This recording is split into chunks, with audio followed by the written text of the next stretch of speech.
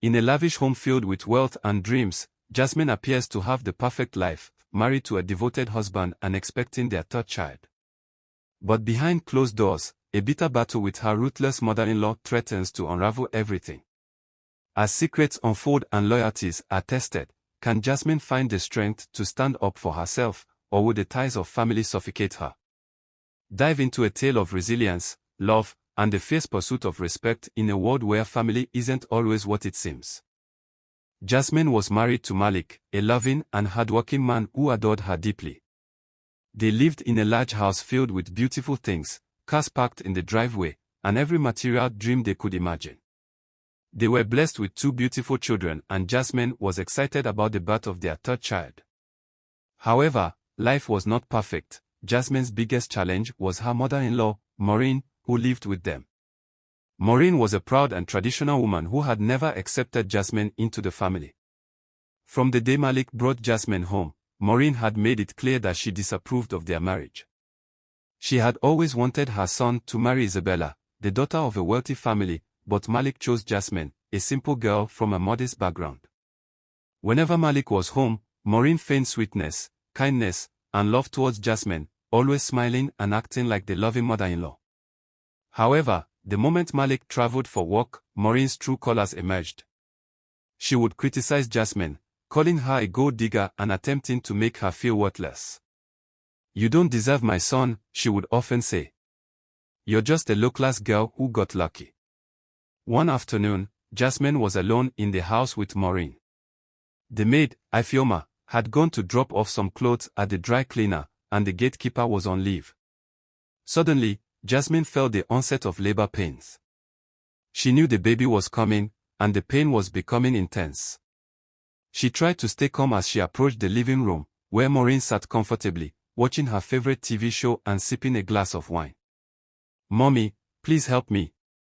I'm in pain," Jasmine pleaded, holding her belly and struggling to remain upright. Maureen glanced at her coldly, taking another slow sip of her wine. "Are you insane? Don't you ever call me a mommy again. I am not your mother. My son made a mistake marrying a low-class girl like you." She then turned her attention back to the television, completely ignoring the laboring Jasmine. Tears filled Jasmine's eyes as she fell to the ground, desperate and scared, but Maureen didn't care. Fighting through the pain, Jasmine crawled to her room and managed to grab her phone. She called Ifioma, who quickly rushed back home and found Jasmine in distress. Ifioma tried to help, but there was another problem. The 5 cars in the compound couldn't drive, as Maureen was the only one who knew how to drive, yet she refused to help. Without wasting time, Ifioma ordered a taxi and helped Jasmine into the car. They rushed to the hospital, and soon after, Jasmine gave birth to a healthy baby boy. However, the pain of what had transpired with Maureen stayed with her. She couldn't believe that the woman who was supposed to care for her would let her suffer like that. Malik, who was abroad on a business trip, was thrilled when he heard about the baby's arrival. He called Jasmine, his voice filled with excitement. "I am so proud of you, my love. I wish I could have been there," he said. Jasmine smiled weakly but chose not to tell him about the ordeal with his mother. She didn't want to cause trouble and loved Malik too much to make him choose between her and his mother. As days turned into weeks, Maureen's attitude did not change. She continued to treat Jasmine poorly when Malik wasn't around, insulting her and making her feel like she didn't belong. Jasmine tried her best to win Maureen's love. She cooked her favorite meals, bought her gifts, and was constantly respectful, but nothing worked. Maureen's heart remained cold, and her disdain only grew deeper. One evening, Malik returned from his trip and noticed that Jasmine was unusually quiet. She seemed tired and sad, but whenever he asked what was wrong, she just smiled and assured him, "I am fine, my dear." Malik loved Jasmine deeply but couldn't see the pain she was hiding. He believed everything was perfect between his wife and his mother, just like Maureen pretended when he was around. Jasmine continued to endure her silent suffering, not wanting to be seen as a troublemaker or labeled ungrateful. Even after having 3 children, Maureen's disdain never wavered, often telling Jasmine, "You trapped my son with these children, and you're lucky he loves you, otherwise, you would be nothing." Jasmine's heart broke every time, but she held on to her love for Malik and her children. One morning, Jasmine woke up early to prepare breakfast. While making porridge for the kids, Maureen walked into the kitchen and began inspecting the pots. "Jasmine, what are you cooking?" she asked, peering into the bubbling pots. "Good morning, Maureen. I'm making porridge for breakfast," Jasmine replied with a smile. Maureen frowned. "No meat. Why don't you ever put meat in food? Are you trying to starve me and my children? You are such a lowlife. Even after marrying into wealth, you still can't behave like a wealthy woman." Jasmine tried to explain that the meat in the freezer was finished and they had ordered more, but before she could finish her sentence, Maureen picked up a pot of water and poured it over Jasmine. "Stupid girl. How can you say that simple thing? You can't even cook properly. I don't blame you, I blame Malik for marrying you. There's nothing good about you." With tears in her eyes, Jasmine pleaded, "Maureen, what have I ever done to deserve this? I've only tried to be a good daughter-in-law to you. What do I need to do to make you happy?" Maureen shot back, "The only thing you've ever done to me is come from a poor family. I wanted my son to marry Isabella, the rich man's daughter, but you came with your poor and smelly self into my son's life." Jasmine continued to plead, "But Maureen, I know my family is humble, but I am a good person, and I promise to behave well." Yet, Maureen was not listening. One day, something happened that changed everything. Jasmine was in the garden with her children, watching them play. Little Kai, her oldest son, ran inside to get his toy and overheard Maureen talking on the phone.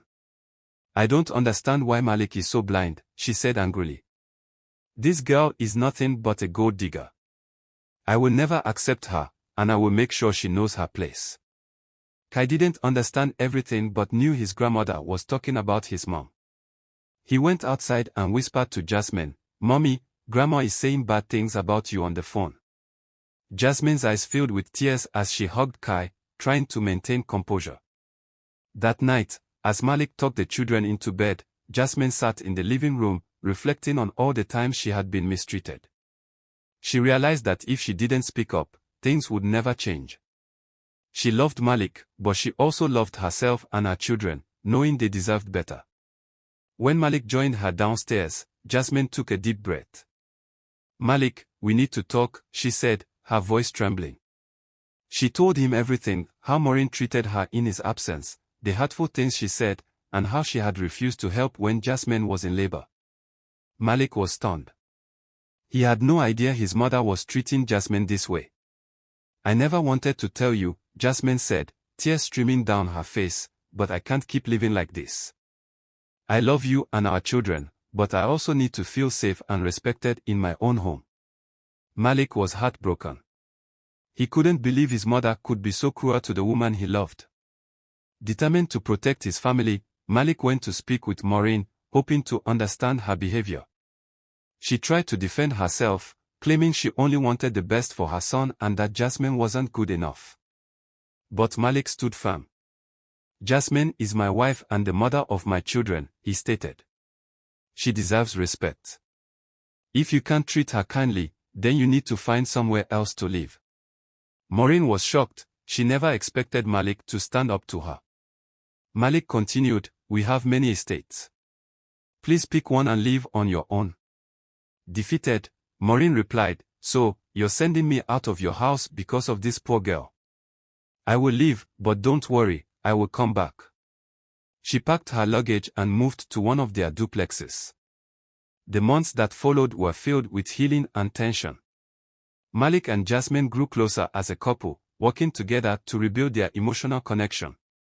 The absence of Maureen's harsh remarks gave Jasmine the breathing space she needed to rediscover herself, focusing on her children, her career, and her marriage. Malik became more attentive to her needs, realizing he had been neglecting her. One late afternoon, Malik received a call from Maureen, saying she was coming to the house. She didn't sound angry or defensive, but rather resigned. Malik hesitated, sensing this was a crucial moment for their family. He called Jasmine into the living room and shared what Maureen had said. Though uncertain of what to expect, Jasmine agreed to face her mother-in-law again. When Maureen arrived, she was different.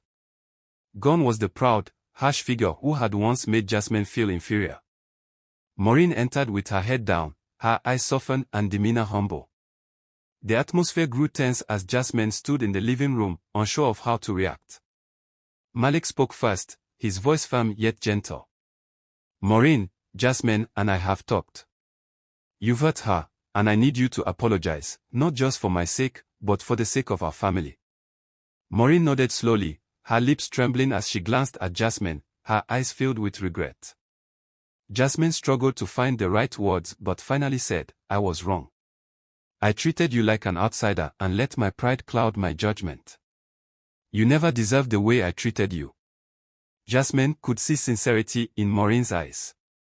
Though she wasn't sure if she could forgive the past so easily, she realized that forgiveness was not just for Maureen, but for herself and the peace of their family. She took a deep breath and spoke softly, her voice trembling with emotion. I never wanted things to be like this between us. I tried so hard to make you see that I love Malik and our children, but I felt like I was never enough for you. Maureen's eyes welled with tears. I'm sorry, Jasmine. I see that now. I thought I was doing what was best for my son, but I was wrong. I wanted him to have the best, and I never realized that you were exactly what was best for him. I can't change the past, but I want to be a better mother and grandmother. Over the next few months, Jasmine and Maureen's relationship began to change. While it wasn't easy and the wounds of the past were not forgotten, they started to heal. Maureen gradually became more involved in her grandchildren's lives, offering help and guidance without the harshness she once displayed.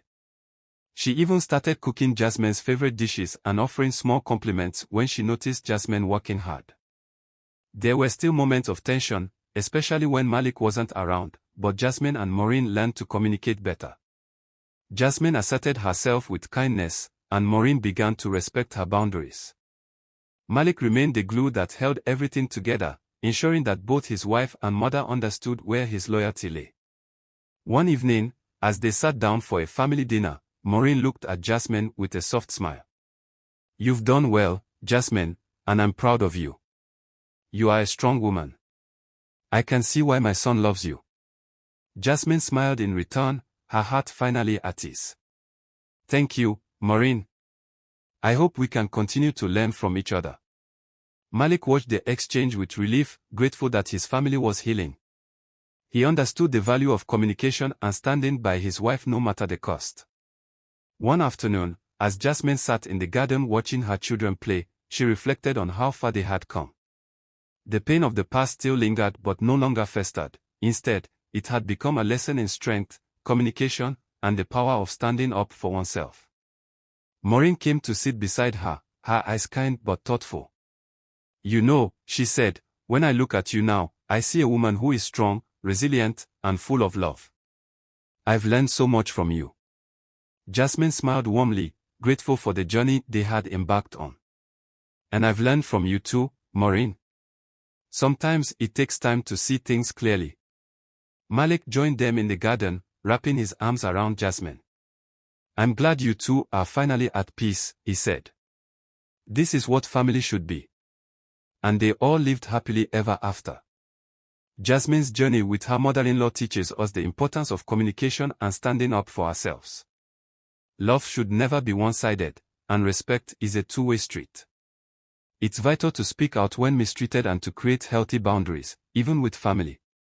True love protects, supports, and uplifts. Jasmine's story shows that healing takes time, and forgiveness, though challenging, can be a path to freedom. It's not about forgetting the past but learning from it and moving beyond it. Respect, communication, and boundaries are essential in any relationship, including familiar ones. True love, the kind that uplifts and supports, will always find a way to heal old wounds and create a future stronger than the past. Thank you so much for listening to my story. I hope you found it entertaining and insightful. If you haven't subscribed yet, please click on the subscribe button and turn on notifications so you'll be the first to hear about my new stories. And to my returning subscribers, thank you so much for your constant support. See you in my next video. Bye bye.